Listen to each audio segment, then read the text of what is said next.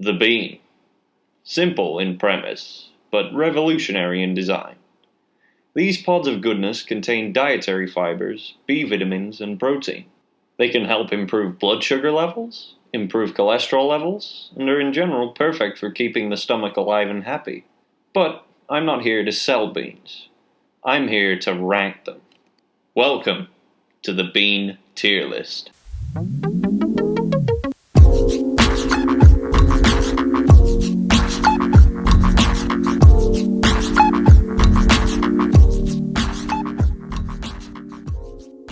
Of course, before officially making the tier list, I looked into how many types of bean there actually are. One quick Google search later, and I had realized what a huge mistake I had made, because there are apparently around 40,000 different variants of the bean. Needless to say, I had to narrow the range of my subjects a little. Anyone who has the collective will to categorically rank 40,000 of anything is, in my opinion, either a mental defective or a very boring person with way too much time on their hands. Arguments can be made that I am both of these things, to which I respond, touché. Nevertheless, at the risk of looking a little too keen about the bean, I limited my range to a total of 33 different types. An amount big enough for the list to appear diverse, but small enough to make sure I didn't lose my marbles while conducting research. I think it's obvious to say that I learned way too much about beans throughout the making of this video, and as a result, I don't think I'm gonna have beans in anything I eat for about a year afterwards. Not because I hate them after doing all this, they're still amazing. It's just that my senses have received too high of a bean intake than what is normally considered safe for the regular human body. Nonetheless, I promised myself that I would see this project through. But before we get to ranking the beans, I will explain to you the intricate method of bean analysis that each specimen underwent before being officially ranked.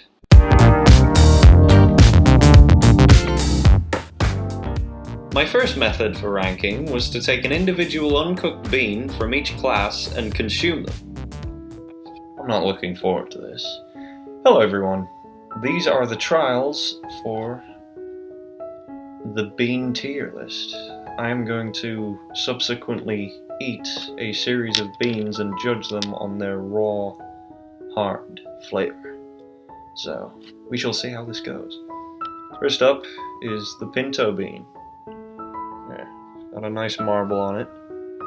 Not too bad of a size. Feels quite dense, not gonna lie. So yeah, let's eat it.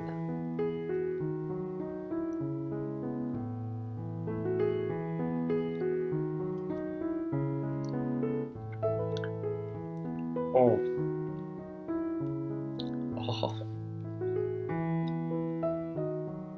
Once you eventually get into it. Okay, so the pinto bean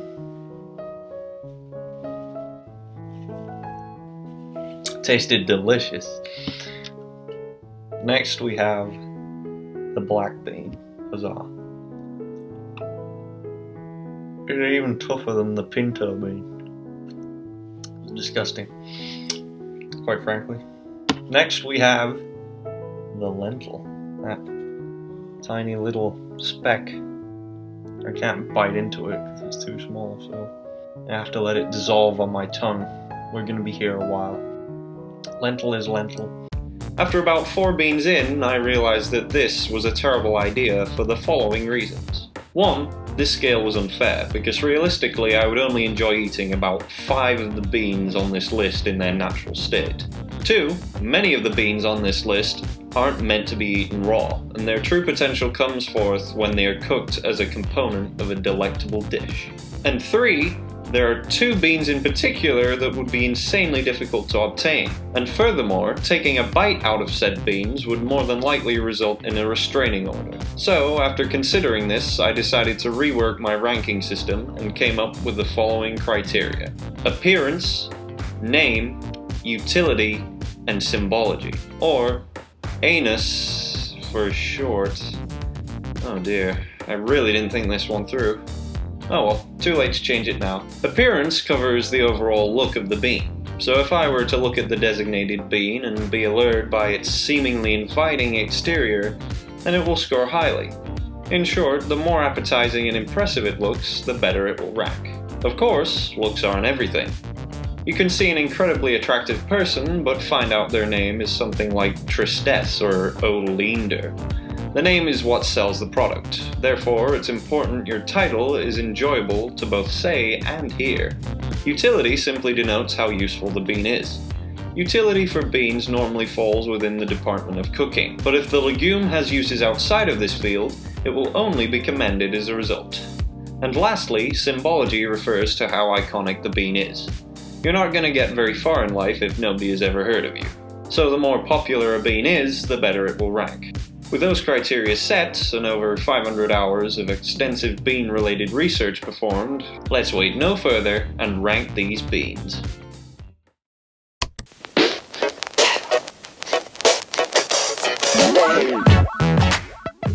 Adzuki bean. Cool name, but a pretty standard bean. Sometimes it needs to be sweetened before cooking, depending on the meal, which in my eyes is a little shameful. Beans shouldn't need help being made more edible. They should be the ones bringing the flavor to the party. F tier. Appaloosa bean. A very interesting and unusually attractive exterior. The Appaloosa bean is commonly likened to the pinto bean and is used in many culinary pursuits, including stews, casseroles, and soups. An overall adequate performer with a mild flavor and a firm texture to boot. B tier. Baked beans. By far the most iconic bean, renowned worldwide as a staple item to find on convenience store shelves. They come protected by a metal exterior and lathered in rich tomato-y sauce. The only deficiency? Unwanted gas. God tier. Black bean. Popular in Brazil, being a key component of the national dish what? Man, I need to learn how to pronounce that before I say it out loud. Feijoada. This bean has a dense and meaty texture, but lacks in appearance. When you look like the products of a rabbit's intestine, you can't expect to score too highly in the appearance category. E tier. Black-eyed pea. Inspiration for the band of the same name.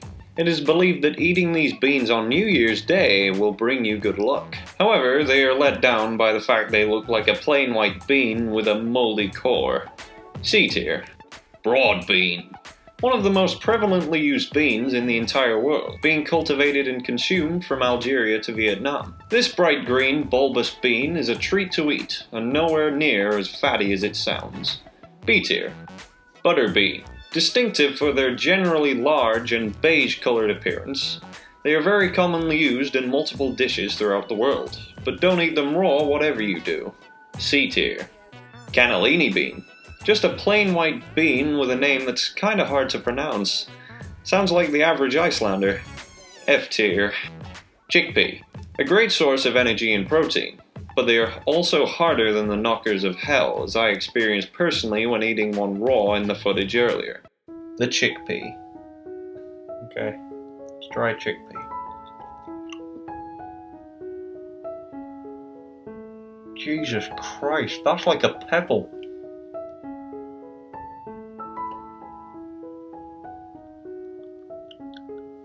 That is not good. Yeah, can't eat that. It's too dense. To bite into that, I think I'd lose a filling, so no. People often soak them for near an entire day just so they don't take longer than half an hour to cook, which seems a bit inconvenient to me. E tier. Cranberry bean. Have a soft and sweet texture, which is understandable given their name. These beans have a beautiful display of dark pink speckles and are ideal for multiple dishes including curries, soups, and salads. They personally remind me of mini dragon eggs. B tier. Great Northern Bean.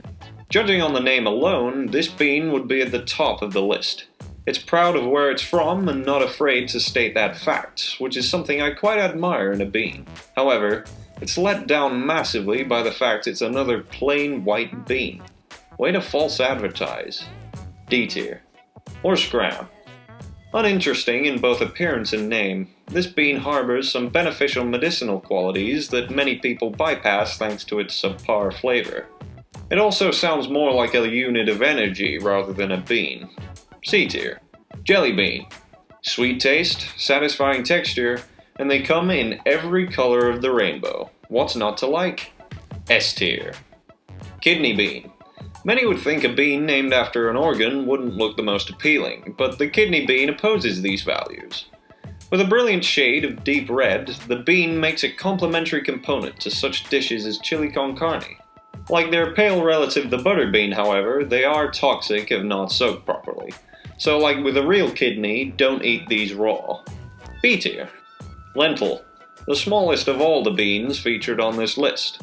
But like all beans, their strength comes in numbers.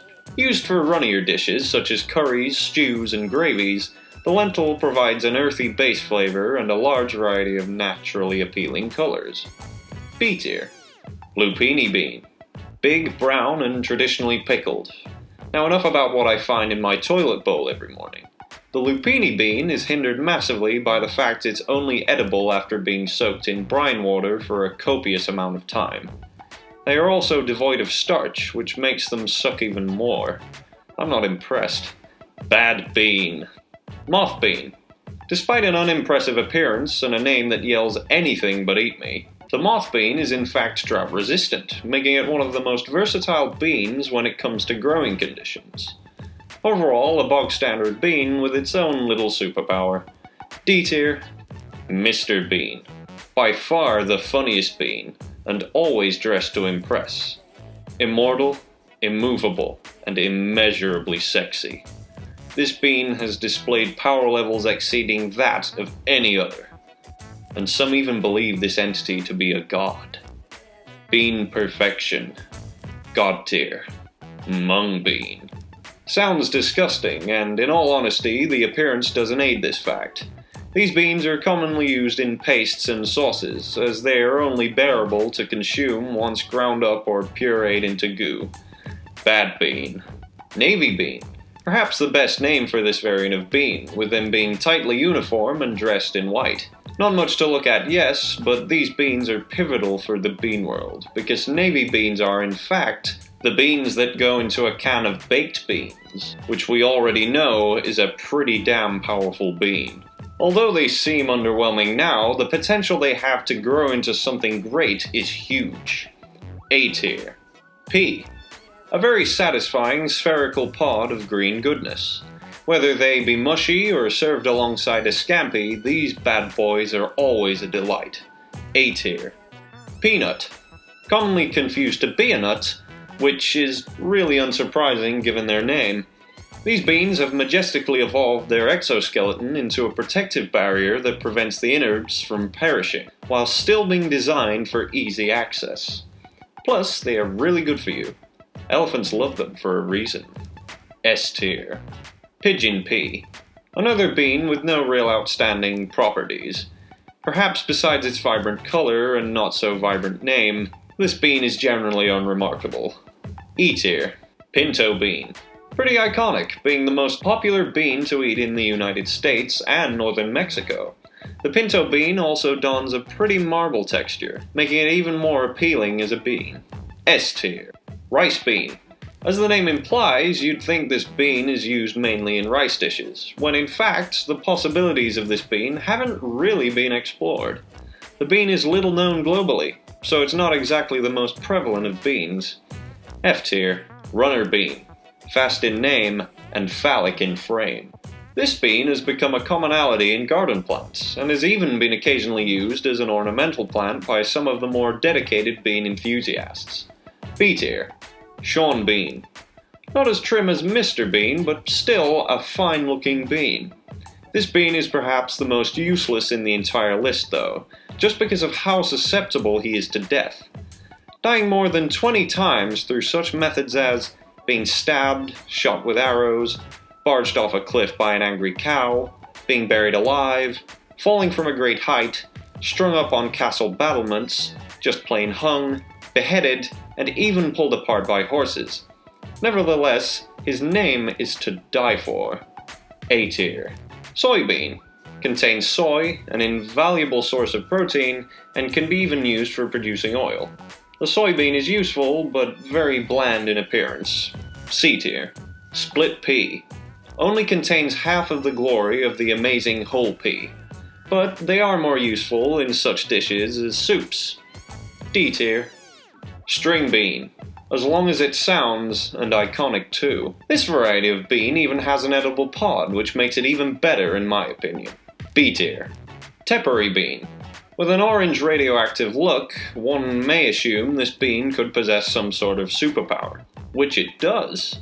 The tepary bean is rumored to have lectin toxins and other elements that may be useful in chemotherapy for treating cancer. However, further research is needed. Nonetheless, huge potential makes a good bean even better. A tier. Velvet bean. Purple and pustulous, the velvet bean is definitely true to its name. It also harbors some interesting uses, such as a cure for snake bites, and even a substance to remedy the effects of Parkinson's disease. We're really ending on some superpowered beans here. S tier. Yard-long bean. Last but not least, a bean whose name isn't actually too much of an exaggeration. These insanely long beans, much like the string bean, have an edible pod, making them a common component within many oriental dishes, such as stir-fries. A tier.